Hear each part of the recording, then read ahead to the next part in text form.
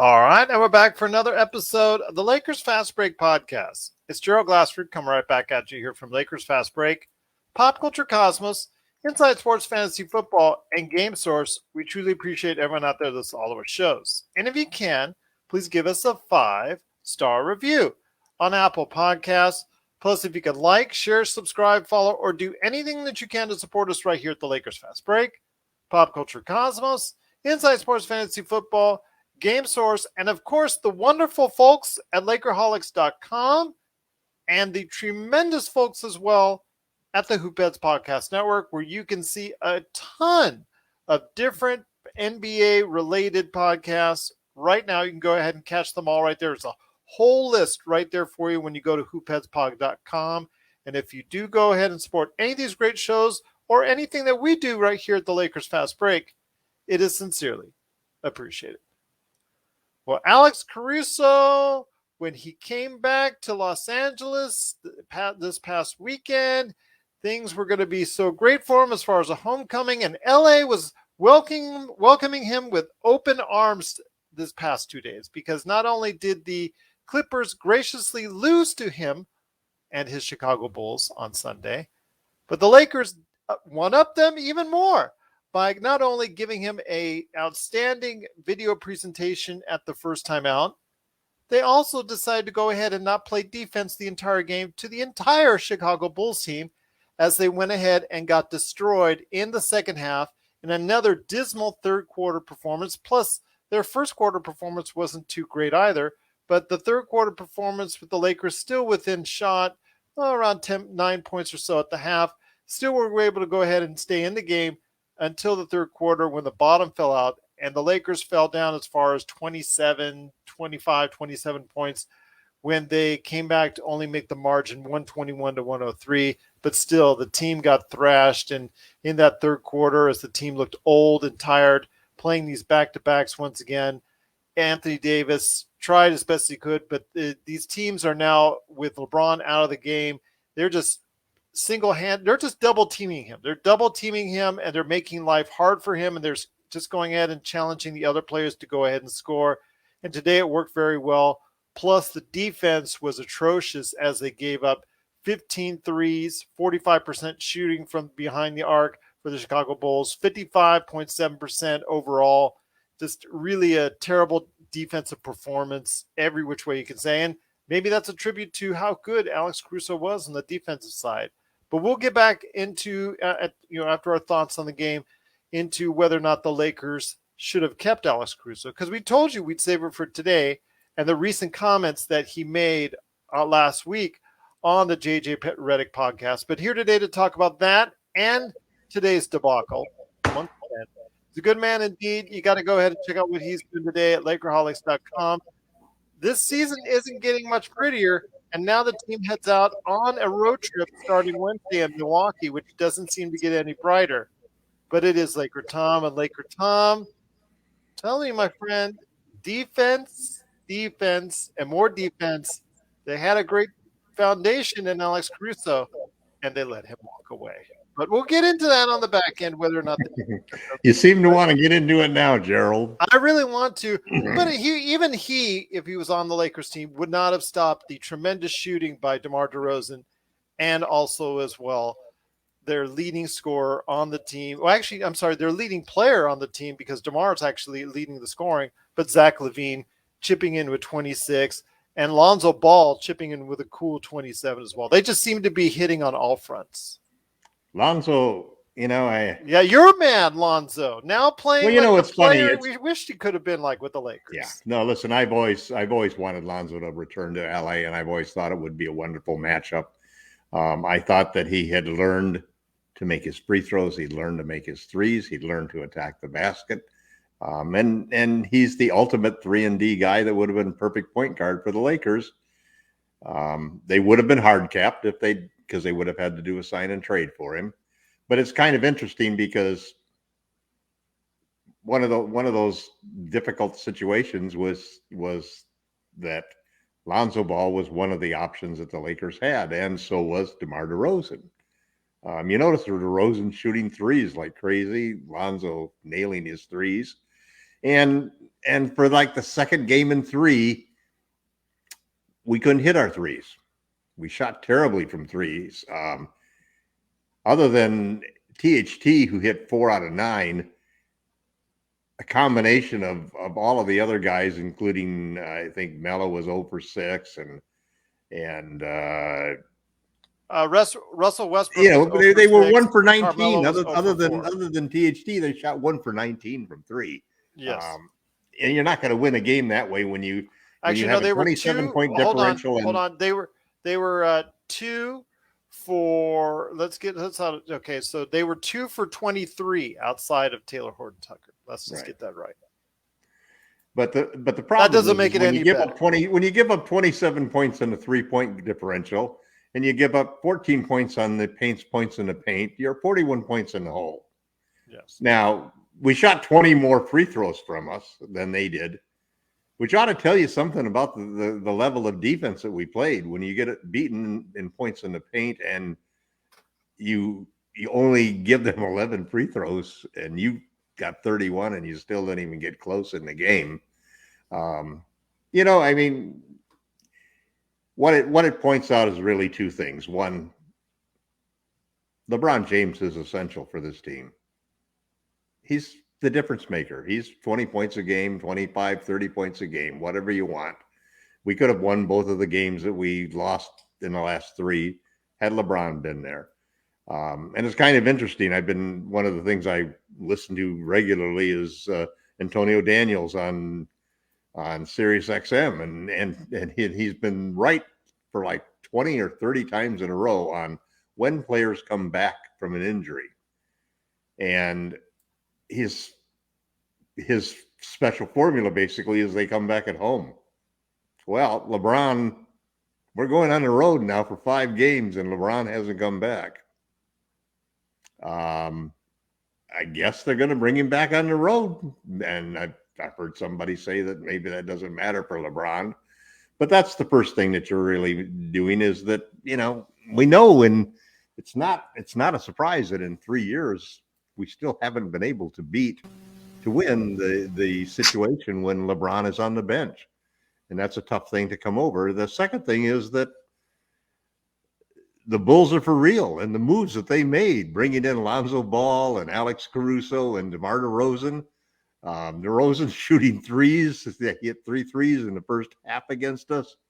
Lonzo's great defense, 3-point shooting. Caruso had 0, thank God. I didn't want him to have to just drive it into our throats by having a great game. He didn't need to score. Well, he displayed one of the mercy. things you see also is why. We'll get into it when we get into it, but what you saw tonight from Caruso is one of the reasons why they didn't re-sign him. I just want to make a mention. He does lead the league in right. steals. So just wanted to let you know that. So he didn't take 8 threes because he's paid to be there for the defensive side of the ball, and anything that he gives you on the offensive side, because you see they have enough firepower.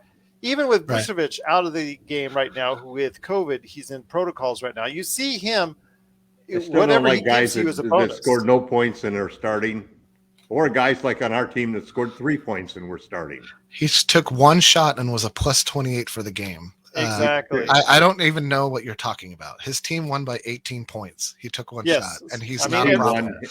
That's this argument. That's the illusion by Chicago. Plus minus. It's a masterful minus is a guy who was by Chicago, and did the little things that didn't matter as much as the 3 guys who were scoring all the points. You're telling me that Caruso is a better player or had a better game than Lonzo Ball, than DeMar DeRozan? That's not what I said. Huh? That's not what I said. No. It's a plus-minus deal. The reason he scored 0 points tonight had very little impact on the game, to be honest, because he didn't even play that good of defense. But the reason he was in that situation he was tonight is simply, and why we traded him or why we did not spend the money on him, is because he is a limited player. Right, he's a very limited player with things that we need as far as in the Lakers land. And he wasn't worth $35 million. Well, we're going to discuss that here in a little bit. We already know your comments on it, but Jamie Sweet is also here. And he want to go ahead and make sure that everybody knows out there that he's got some great things going on with his 5 Things articles at Lakerholics.com. And Jamie, great to have you here. Thanks for joining Tom and I. The Lakers, unfortunately, again, on the defensive end, fell apart in not only the first, but definitely the third quarter, which is something that Anthony Davis was really adamant about after the debacle against Minnesota. I just saw, again, back-to-back, the age setting in, the tired legs, the things that you don't want to see from an old team, you unfortunately saw, and unfortunately it led to a disastrous second half for the Los Angeles Lakers.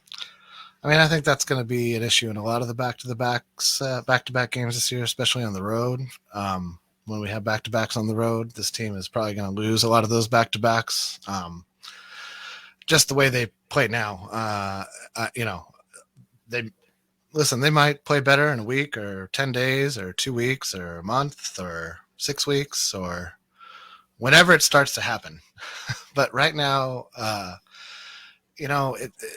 it's not like it's any one game. It's not like it's any one aspect of the team. There's a element of sacrifice on this team that is lacking. There's not a lot of guys who seem willing to dive for the loose ball, lay it out to get the win. They all like to, clap and argue with the refs. And, the other issue with this team is there's a lot of guys on this team who have been like the alpha player on a team. And you don't get to that point and not have a on-court relationship with the referees that is just something that's in your personality. Like Carmelo is a great example of somebody who, when he was a max player, would definitely you give him license to kind of chalk it up and get into it with the refs a little bit. But Dwight Howard, another guy, when he was max player, star of Orlando.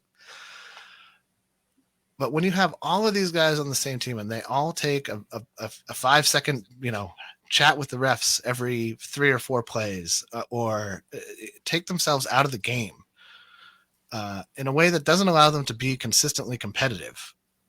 And there's nothing on this team so far that I've seen. There's nobody on this team, which is kind of starting since we have Rondo. There's nobody on this team who's able to get us to move past this weird, not quite going all in on the game. It feels like this team just isn't playing hard a lot. It comes out flat at the beginning of halves. Defense, a lot of that is effort. And that's what I'm saying. This team doesn't have a lot of effort. There's not a lot of vim and vigor in this team. And you could say, well, it's the old guys or it's this or it's that. I mean, if it's going to be a season of a death by 1,000 cuts, then of this little problem and that little problem, then that'll be a sad way for this season to go down. And I don't want that to be the season. Let me say this, Jamie, that Chicago was a team that people had a lot of questions on the defensive end, but are playing tremendous defense for a team that was not expected to. And a lot of that is Billy Donovan coaching effort. I think it's also Lonzo Ball. I think it's Lonzo Ball and Alex Caruso. Lonzo Ball has been a good defender since he came into the league. He's a good team defender. He's a great team defender, and Alex Caruso is a great team defender. And DeRozan, I think, is an underrated defender. I think he's like Carmelo, right? But obviously a better scorer at this point. But LaVine has bought into it. Zach LaVine. That's the key. That's the key. And it's like how LeBron and AD bought into the Vogel system year one. It had a ripple effect through the team where, if the guy who's been running the team buys in, but I don't know. There is an odd lackadaisical nature about this Laker team that it just hasn't seemed to shake itself off from preseason early in the season. That's basically a trait of almost every Lakers team that's won a championship.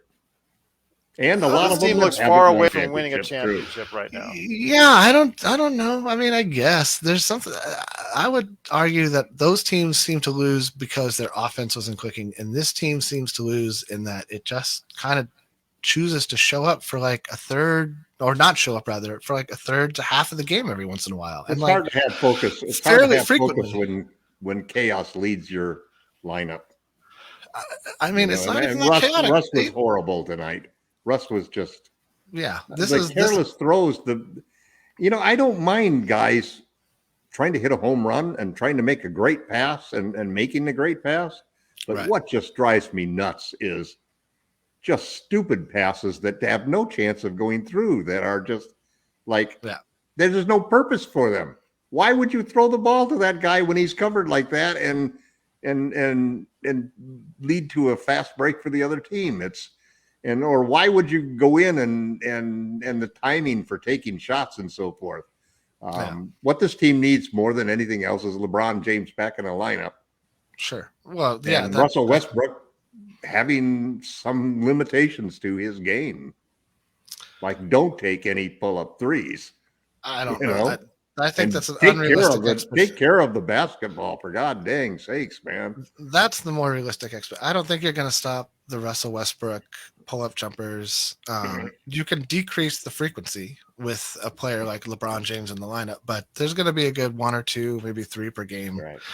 I mean, that's who the guy is. Like, we're not going to nobody's going to sit him down and be like, have you considered potentially maybe taking a few? Obviously people have sat him down and talked.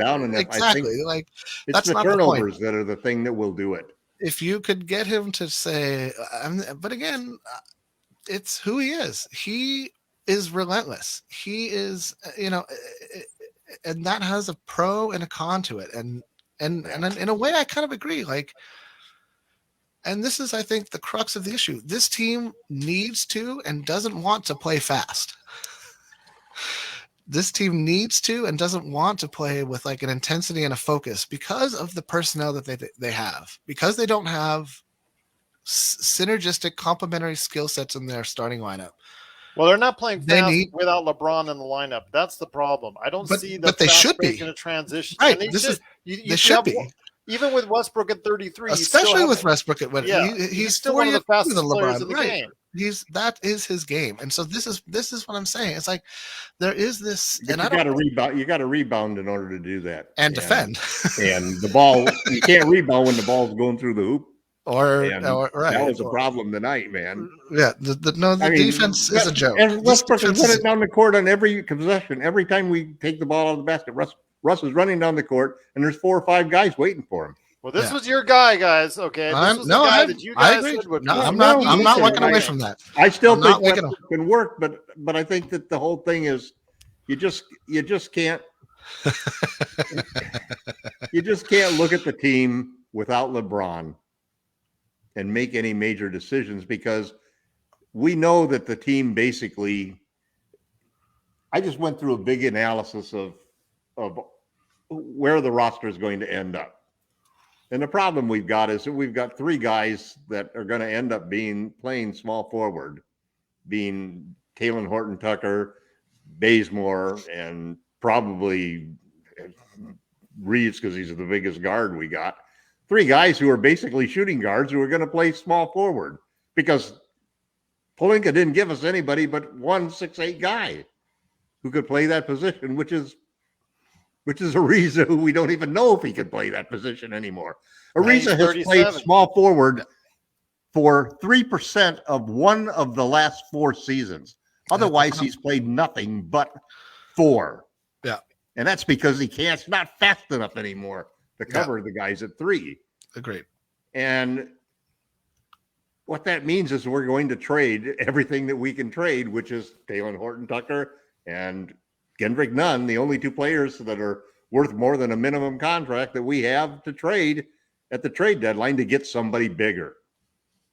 It's going to happen. It's just inevitable. And in the meantime, we need LeBron to come back. And to be honest, just like the game against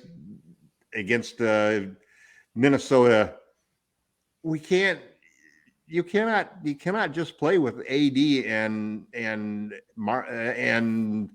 Carmelo as the only other big that you're going to put out there on the floor, because you can't. We're just a bunch of 6'5" and below guys, especially with them double teaming Anthony Davis. Yeah, and not only that, but I think that Bogle has to really rethink what he's doing with these lineups, because the smarter move might have been to go big against some of these teams and punish them inside, because we're not be able to, I almost feel like sometimes like Frank is just trying to sabotage the AD at the 5 thing by putting him out there with 4 small guys so that he gets frustrated totally, because it's easy to stop one. That's the thing about a guard-driven league. Well, It's really hard to stop a guard, but when you get a big in there, you can double team and force him to pass the ball.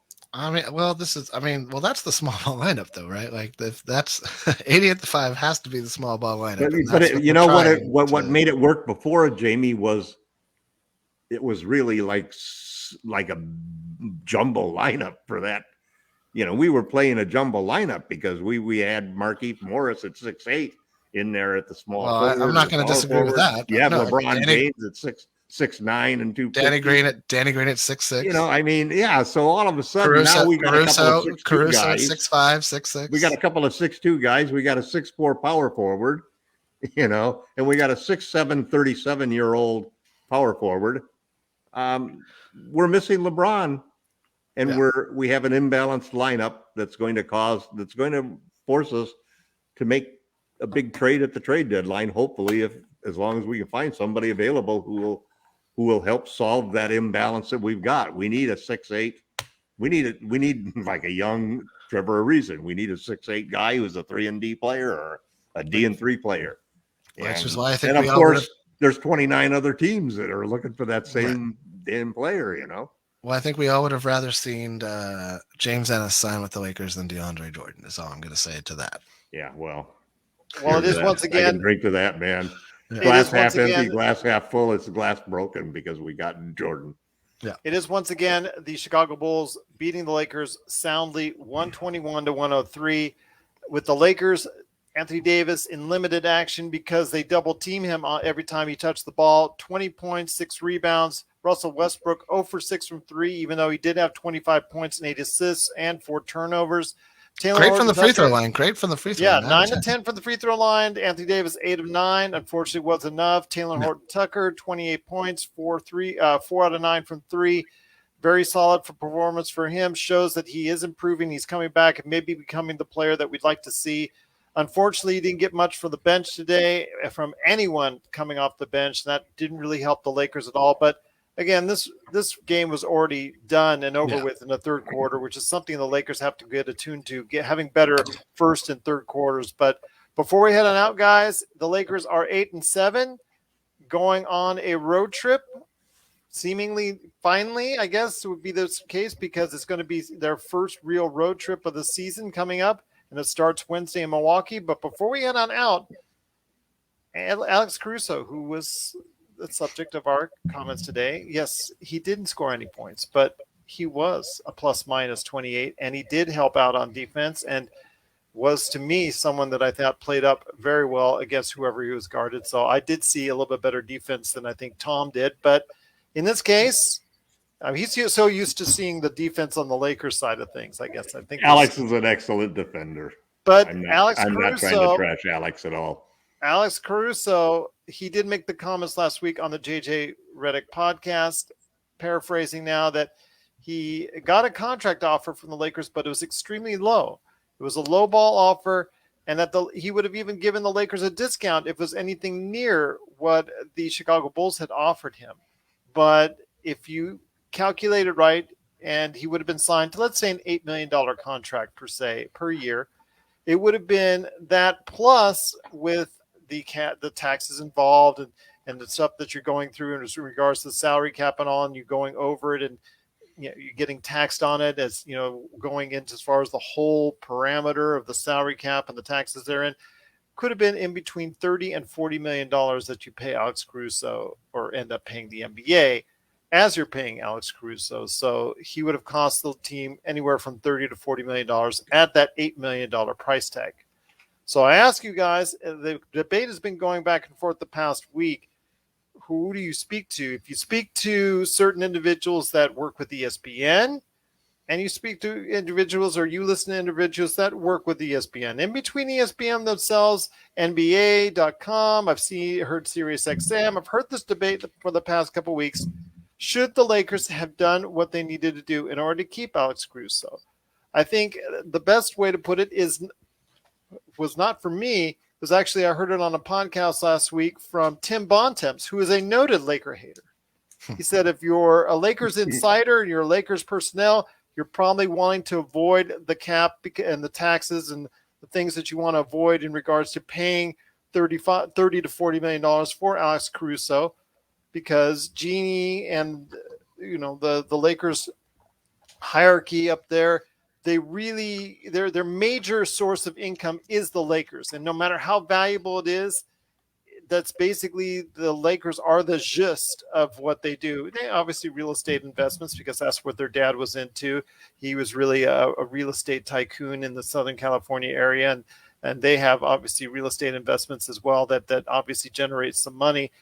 And they have other diversements and things of that nature. Social But the Lakers, Security too, I think some of yeah, them. the Lakers, but the Lakers, they're $4 billion worth, and the sweet deal that they have with their cable channel and everything else that's going in. And obviously, there's still a concern when you want to pay an individual or end up paying this much for an individual.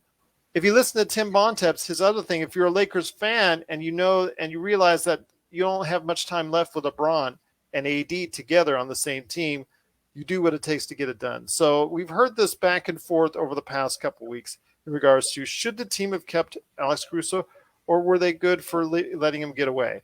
I'm saying to you right now that I think it would probably have been best to their decision to at least find the money and the resources to sign Alex Caruso, because it's apparent when all the signings were taking place and you still had a chance to sign Alex Caruso that backcourt perimeter defense was a major, major issue, as I've been saying from day one this summer.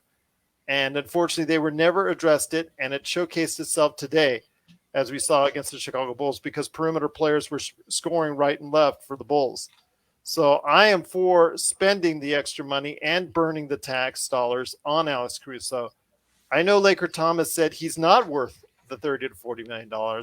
So we've got one. Let me answer for myself. Oh, okay. I thought you did earlier in the show. So, well, you make all of these assumptions, and if you'd read what I've been writing, is he worth, or is he not? If you read what I've been writing in Lakerholics.com, you'd see that I definitely feel like they made a mistake in not signing Caruso.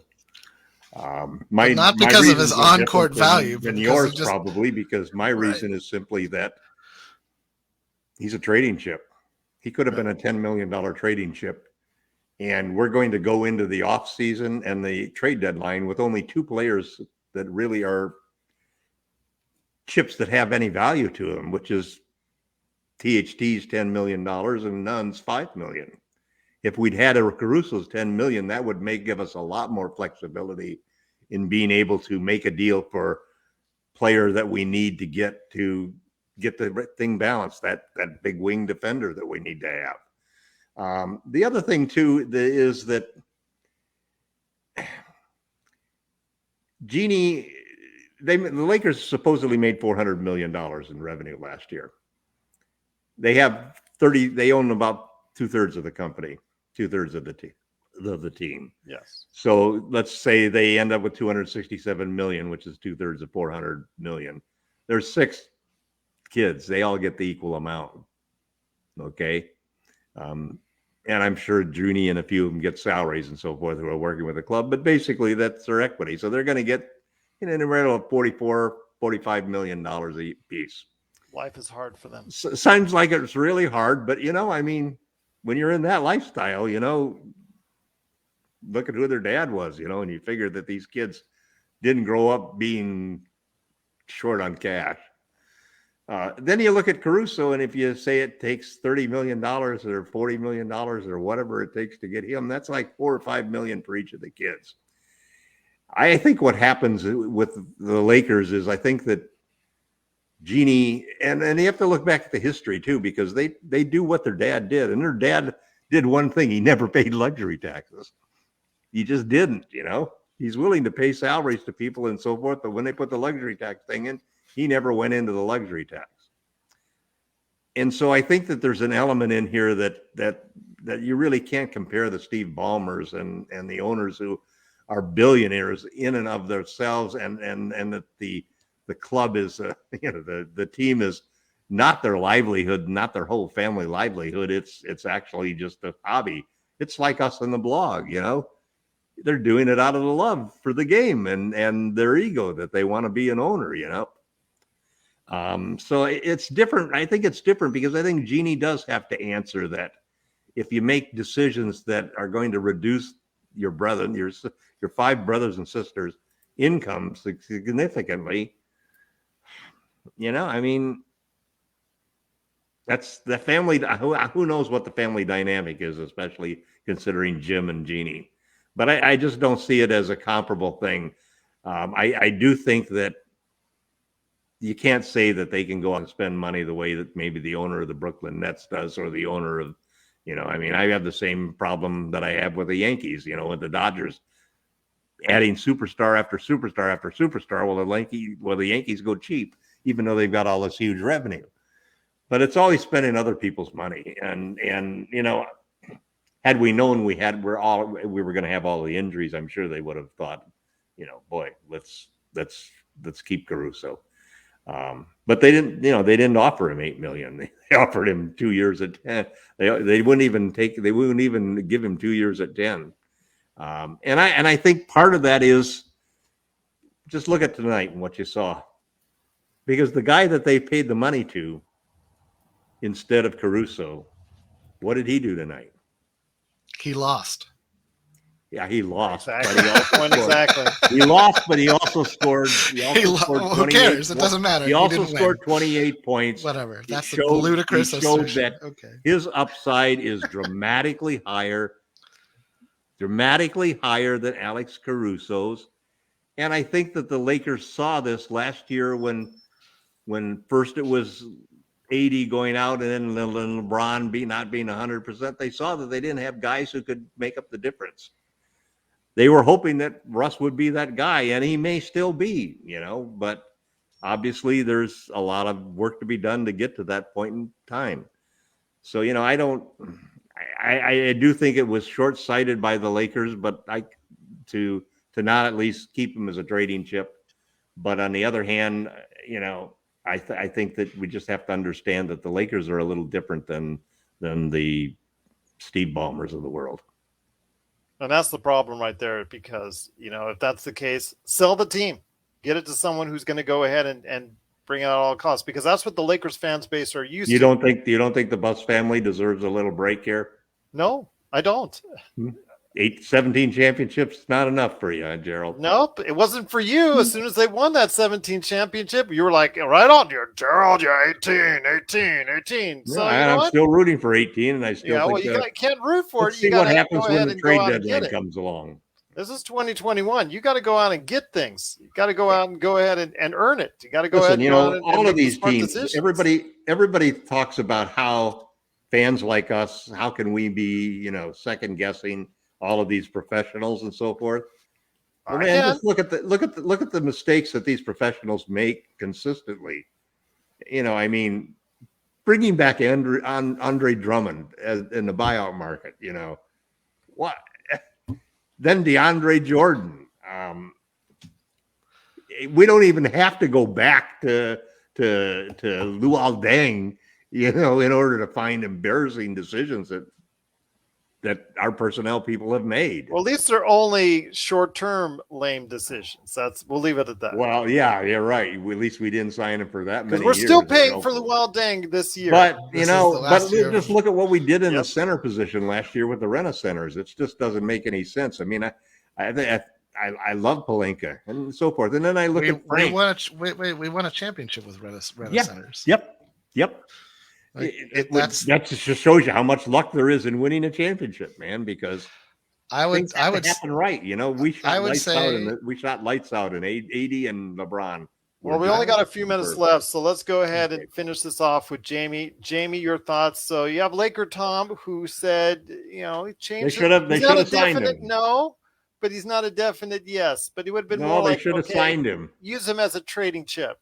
But me, I think could have been the backbone of our defense that could have helped, at least change things around on at least 2 or 3 different, losses that could have been victories for the team. So I want to hear your thoughts, my friend. Yes or no on keeping Alex Caruso? I mean, what I really feel like we just heard was a very long and detailed explanation of how the Lakers cheaped out. And Agreed. that's what Tom just said in a very Yep. long form. I agree. That there's nothing else to say. The reasons Tom always says everything in a very the long reason form. right the reasons for why they cheaped out are If it was there. my team, I would have spent the money. Well, that's My team, I would have spent the money. And listen, this is one of the things I'm very fond of saying in my blogging. It's always easy to spend somebody else's money. Right. It's the easiest But thing. I would have never It's traded for Westbrook either. well, that's what I was. Which thank you for leading me into the crux of my point. You're welcome. To blame this on the Alex Caruso $10-ish million contract is what I believe to be the height of absurdity, because it's You not want to his. blame the 44 No, million please of Robert? listen. For the love of God, I just let you speak for 20 minutes without interrupting you. The $10 million that Alex Caruso would have been a drop in the bucket compared to the $35 million that we're going to be paying Russell Westbrook this year, or the $38 million we're going to be paying him next year, or the $41 million we're going to be paying him the year after that. And so what we're really talking about here is not the Alex Caruso contract. We're talking about the Russell Westbrook contract. That is what is going to cost the Laker family, or whoever we want to talk about, their money. That is what's going to impact Rob Pelinka's job of building That's what causes the taxes. That's what I just said. Contending team around LeBron and AD. And I was in favor of bringing Russell Westbrook on board when I thought that the Lakers as an organization were on board with the idea of, and this is the year we're going to go all in. But when they brought Russell Westbrook on board and then said, and that's going to be the end of that, that's a problem. That's a big problem. So you can't go half in on a team like this. And I feel like the front office and the organization kind of went half in on a team like this. If you're going to bring in Westbrook and blow out your cap on 3 players, I think it's insane to think you can build a team around them of veteran minimum contracts and compete consistently. Or at least get the right ones, because Brooklyn and Golden State have done much better with their minimum contracts. I guess. Yeah, I mean, sure. I would argue that Golden State had a year where they missed the playoffs and did a better year of drafting than we did. And they were wise to pick up Jordan Poole. But they're not even playing their young guys. I know. No, they don't need to. They've got a nice mix of guys. Playing their bench. They're not even playing their bench. No, it's just like Steve Kerr is 5 times the coach Frank Vogel is, and I'm not too ashamed to say that. That's the problem. The problem isn't the Alex Caruso decision is a metric that is not derived between like, oh, was it Caruso or THT? Oh my gosh, I don't even know. It wasn't. It was, is it Westbrook and nobody else, or like a couple guys? And that's the metric. That's the debate. It's not this whole like Caruso, did he break the Lakers back? That's wrong. It's a wrong way of coming at the problem. The problem began when, if you're going to go with Westbrook, LeBron, and AD, then you have to use the tools you have at hand to sign the guys that win with them. And they blew that chance. They blew that chance when they didn't sign Alex Caruso. And that is where I have questioned Rob's decision making. Because let's be honest, Rob is a not COVID outbreak away from never winning a championship as a GM. I agree. And that's the plain truth. You know, LeBron got 3 months off. Everybody who was old on that team got 3 months off. Dwight, Danny, you name it. They got a week of, hey, let's practice and like let's have training camp again. And they got a weaker competition to beat. And they had a decent path to the title. So yeah. Rob is a COVID outbreak away from not being the GM who won the banner that tied with the Celtics. So is the whole world is though. Sort of in that. I'm not, and you can't take it back. I'm not trying to take it back. But what I'm saying is that it doesn't mean I now can't question his methodology, because I don't think he's necessarily like a genius team assembler, or Frank Vogel is a genius defensive coach. Like they all have had this is, again, when we talked about were the Miami Heat really a bubble NBA finalist championship? You have to apply the same metric to the Lakers. You cannot apply a condition to one team in the bubble and not apply it equally to all of the teams that participated in the bubble and all of the circumstances that got them to that point. So by that logic, by that reality, the Lakers are the bubble championship. Whether it was harder or not, or whether it was this, that, or the other thing, it was a unique situation. It cannot be and will probably never be replicated ever again. So now it comes to the reality is... I certainly hope not. No. Although I do kind of... You know what? I will say this, and I think this is why the Olympics are such great competition. There is something to be said for, and like the way the Super Bowl is like centralizes the sport of football in like a city at the end of the year. It would be kind of cool if all professional sports were like, and I get why they don't, because the home crowd and there's, but it would be cool if it moved around and like there was sort of, I'm not saying like a bubble, but like so Sacramento could have a finals. Precisely. That's what I'm saying. Right. Exactly. So Sacramento could. Hey, right now, that's exactly right. Walton's barely holding on to his job. If you hear the rumors, I know you're hoping. You're hoping. No, I'm not hoping for the guy. I mean, obviously that's him losing a job, and I still always have a place in my heart for him as a Lakers player. Luke was the OG Alex Caruso. Yeah, as a coach, yeah. But guys, again, that discussion is also left up to everyone at Lakerholics. So please, I implore everyone that follows Lakerholics.com. Whether it's the Lakerholics Facebook page, the Lakerholics, site themselves, are this broadcast under one of Tom's great articles, and you can catch what he thinks on his latest article about breaking up the big three. Maybe it's one of Jamie's 5 things articles. Under any of these spots, please share your thoughts on Alex Caruso and where you stand, because the team is 8-7. It's only 7-5 at home. It's not had the best of seasons. I know what LakerTom and I have gone round and round and round on the team. Jamie Sweet and I have gone round and round the team. But now we want to hear from you. So please share us your thoughts on the Lakers season at Lakerholics.com. I implore you to, because your voice is definitely heard at Lakerholics.com. But I'd love to hear people's thoughts on, at the end of this 5-game road trip, which will put us at 20 games. Yep. Where do you think we'll be as a team out there, people? We'll see about that time, because we know we'll see. I know we'll How have. Do you think we'll do on the road trip, Jamie? I don't think we're going to go 2-3. 2-3, yeah. Gerald? I'm going to say 3-2. Yeah, I'm going 2-3. 4-1. But that's if LeBron comes back. Yeah, I don't think. Yeah, I don't think he comes back. That's what I think. I don't think he comes back to the Garden. If then. But and he might not come back on the whole roadie. He might not. I know Schroeder will be waiting for them on Friday. That's for sure. Oh man, and one last thing. I'm sorry, but like I really want to say hats off to Lonzo Ball. He had a great game tonight. Like killed it from the outside. The whole bowl. That team is buying in. I actually think he and Caruso are kind of the perfect guys you want in the backcourt to like stymie a perimeter game from another team. So, and they did that tonight. If you look at our 3-point shooting percentage, so good side. It's a big backcourt. Our backcourt had a problem shooting over it. Yes, they did. Yep, so. That's what happens when you play good defense. But guys, before we head on out, to be 6'5" guarding a 6'2" guy. Well, again, that's what happens when you have good defenders on your team. Exactly. But guys, again, it was the Lakers, just not getting it done in that third quarter. 121-103. Or the first or second. Yeah, exactly. The first 3 quarters were like. The first and the third was really where they just. Same thing that LakerTom was talking about last year with the first quarter falling behind, and this year it's now the third quarter too that's really stinging them in the butt. So, You know what? It is what it is. But the Lakers will head out on Wednesday for an early game. Just so everybody know, it's 4:30 Pacific time. Yeah. So we'll be on most likely a little bit earlier. So if you wanted to get a chance, check us out. Facebook, Lakers Fast Break.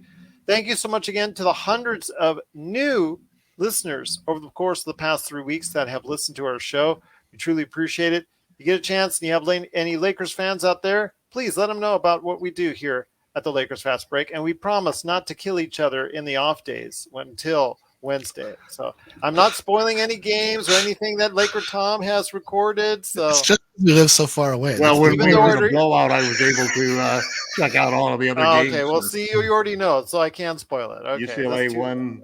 And No, don't spoil it for 49ers anybody. No, won. people, people might want Oh, to. did I spoil it for them? I didn't spoil out a UCLA game technically for him. I just kind of led him into two different directions. Well, So he that got was- me. He got. I don't know if you listened to the podcast, but Gerald almost ruined my UCLA. Well, they were victory down by over 5 Villanova. when I first saw it, and then they did. Then they came back and they tied the game, and they ultimately won. So you're happy. No, So there you UCLA go. is doing all right. It actually helped because I wasn't so worried when we were 10 down in the second half. I Wow, thought there we'd you come go. back because Gerald said there was Yeah, going to be a see, close game. there you go. I'm helping out with your stress levels already. Right. But guys, Saved me from a heart attack. There you go. Well, don't have it on my watch, please. that's That's right. all I care about. Or my show. That would be bad for ratings. All of the above. No, Yes, all of the above. Let's Yes, let's but- expire. Let's all expire peacefully in our sleep. Something like that. But guys, I'd like to go on my hike. I think that would be an appropriate way to do. that's something to tell your wife. Yeah, he killed over. You reach the top of the mountain. You reach the top of the mountain, and That's something. my dentist did that. He rode his mountain bike up to the top of the mountain and had a heart attack. No, you're probably going to do it right at a crosswalk, just because Oh my it happens God. right there, and that's what your wife's going to hear. I feel bad. I for would your like- wife.